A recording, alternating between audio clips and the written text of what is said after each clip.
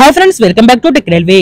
Bhadrachalam road Dornakal మొత్తం 54 కిలోమీటర్ల ఈ రైల్వే లైన్ ని డబ్లింగ్ చేయడానికి రైల్వే శాఖ ఆమోదాన్ని తెలియజేసింది. ఈ పనులు అనేవి ఎక్కడి వరకు వచ్చాయి, ప్రస్తుతం ఇక్కడ జరుగుతున్న పనుల గురించి వివరాలు తెలుసుకుందాం. ముందుగా మీరు మా టెక్ రైల్వే ఛానల్ ని ఇదే మొదటిసారి చూస్తున్నట్లయితే ప్లీజ్ సబ్స్క్రైబ్ చేసుకోండి. అలాగే నోటిఫికేషన్స్ కోసం పక్కన ఉన్న బెల్ ఐకాన్ కొట్టండి. డోర్నకల్ విజయవాడ అలాగే కాజీపేట్ సెక్షన్ లో ఉండే ఈ డోర్నకల్ ని అలాగే ఇక్కడ భద్రాచలం రోడ్ ని కలుపుతూ మనకి మొత్తం 54 కిలోమీటర్ల రైల్వే లైన్ అనేది అందుబాటులో ఉంది. డోర్నకల్ నుండి ఈ రైల్వే లైన్ అనేది భద్రాచలానికి డివైడ్ అవుతుంది. ఒక సైడ్ విజయవాడకు వెళ్తే మరో సైడ్ ఈ భద్రాచలం రోడ్డుకు వస్తుంది. భద్రాచలం రోడ్ అంటే కొత్తగూడెం రైల్వే స్టేషన్, దీన్ని భద్రాచలం రోడ్ రైల్వే స్టేషన్ గా పిలుస్తారు. ఈ భద్రాచలం రోడ్ రైల్వే స్టేషన్ అనేది భద్రాద్రి కొత్తగూడెం జిల్లాలో అతిపెద్ద రైల్వే స్టేషన్ గా చెప్పుకోవచ్చు. ఈ కొత్తగూడెం రైల్వే స్టేషన్ నుండి ట్రైన్ ఎక్కడానికి ఇటు భద్రాచలం, పాల్వంచ, ఇల్లందు నుండి సత్తుపల్లి ప్రాంతాల నుండి ఎక్కువగా ప్రయాణికులు ఈ కొత్తగూడెం చేరుకొని ఇక్కడ నుండి రైళ్ల ద్వారా ప్రయాణాలను కొనసాగిస్తూ ఉంటారు. దీనివల్ల ఈ రైల్వే స్టేషన్ అనేది ట్రైన్ వచ్చే సమయానికి విపరీతంగా రష్ తోటి ఉంటుంది.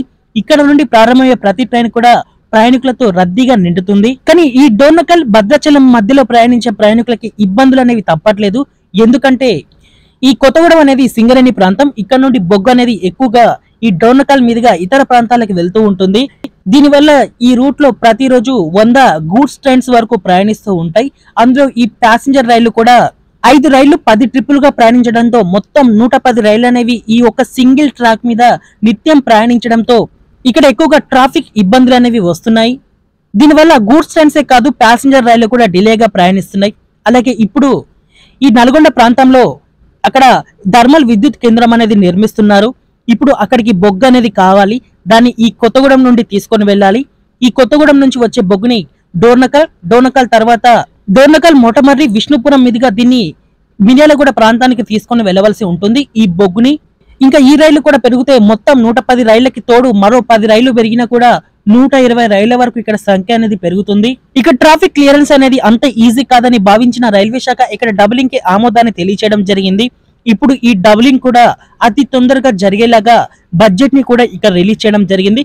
మొత్తం మొన్న జరిగిన బడ్జెట్ లో ఇక్కడ 54 కోట్లని రిలీజ్ చేయడం జరిగింది. ఆల్రెడీ మనకి ఇక్కడ పనులు అనేవి స్టార్ట్ అయిపోయి మీరు చూసుకుంటే ఈ డోర్నకల్ నుండి ఈ కారపల్లి మధ్యలో మనకి భూమిని చదును చేస్తున్నారు. అలాగే మిగతా ప్రాంతాలలో సర్వే అనేది కొనసాగుతుంది. మీరు చూస్తుంది వచ్చేసి డోర్నకల్ వరకు భూమిని చదును చేస్తున్న ప్రాంతాలు ఇవి.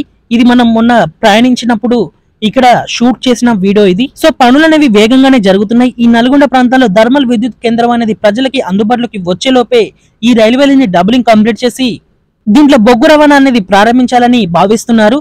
సో ఈ రైల్వే లైన్ అనేది కంప్లీట్ అయితే ఈ ప్రాంతాల గుండా ప్రయాణించే ప్రయాణికులకి ఇక్కడ ట్రాఫిక్ ఇబ్బందులు అనేవి ఉండవు. ఈ సికింద్రాబాద్, విజయవాడ నుంచి వచ్చే బండ్లు అనేవి ఈ డోర్నకల్ వరకు బాగానే వస్తాయి. ఈ డోర్నకల్ దాటిన తర్వాత ఈ 54 కిలోమీటర్లు ప్రయాణించడానికి అటు ఇటు 2 గంటల సమయం వరకు తీసుకుంటున్నాయి.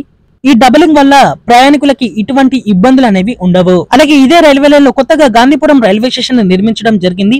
పాత రైల్వే స్టేషన్ ఉంది కానీ దానికి పక్కనే ఖమ్మం, ఇల్లందు మెయిన్ రోడ్ అనేది ఉంటుంది. దీంట్లో విపరీతంగా బస్సెస్ అండ్ లారీస్ సంఖ్య అనేది ఎక్కువగా ఉంటుంది. ఈ స్టేషన్ కి ట్రైన్ అనేది వస్తే అక్కడ గేట్ అనేది ముయ్యవలసి వస్తుంది. దీనివల్ల ఇక్కడ గేట్ అనేది పడుతుంది. దీనివల్ల ప్రయాణికులు ఇబ్బందులు అనేవి ఎదుర్కొంటున్నారు. సో అందుకే పక్కనే ఇంకొక రైల్వే స్టేషన్ నిర్మించడం జరిగింది. సో తొందరలోనే ఈ గాంధీపురం కొత్త రైల్వే స్టేషన్ కూడా ప్రజలకి అందుబాటులోకి వస్తుంది. నాకు తెలిసి భద్రాచలం రోడ్డు దాటిన తర్వాత డోర్నకల్ వరకు ఉన్న రైల్వే స్టేషన్లలో ఈ గాంధీపురం రైల్వే స్టేషన్ అనేది చాలా పెద్దగా నిర్మించినట్లుగా కనిపిస్తుంది. సో ఈ ప్రాంతం వాళ్ళు ఎవరైనా మన వీడియో చూస్తుంటే ఒకసారి మీ అభిప్రాయాన్ని కామెంట్ చేయండి. ఓకే ఫ్రెండ్స్, కొత్తగూడెం అలాగే డోర్నకల్ డబులింగ్ మీద మీ అభిప్రాయాన్ని కామెంట్ చేయండి. మరిన్ని మోర్ రైల్వే అప్డేట్స్ కోసం మన ఛానల్ ని ఫాలో అవ్వండి. Thank you for watching. Have a nice day.